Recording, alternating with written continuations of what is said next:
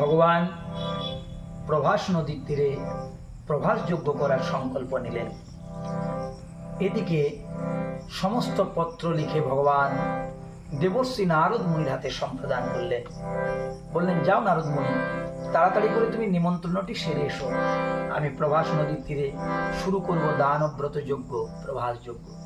তাই আজ নারদ মুনি মহানন্দে চলে যাচ্ছেন নিমন্ত্রণ করার জন্য। ভাবটি কেমন? পত্র করে নারদ মুনি স্বর্গে চলি গেল। পত্র করে নারদ মুনি স্বর্গে চলি গেল।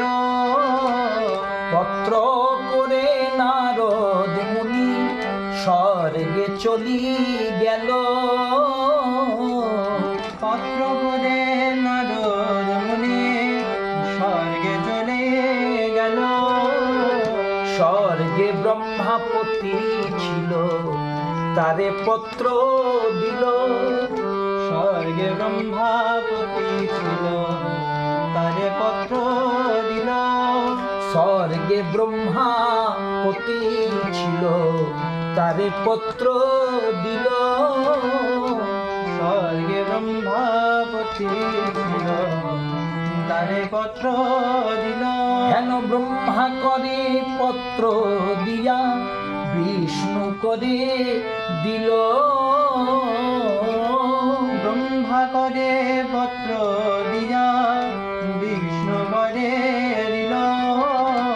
বিষ্ণু করে পত্র দিয়া এবার ভোলানাথে দিল।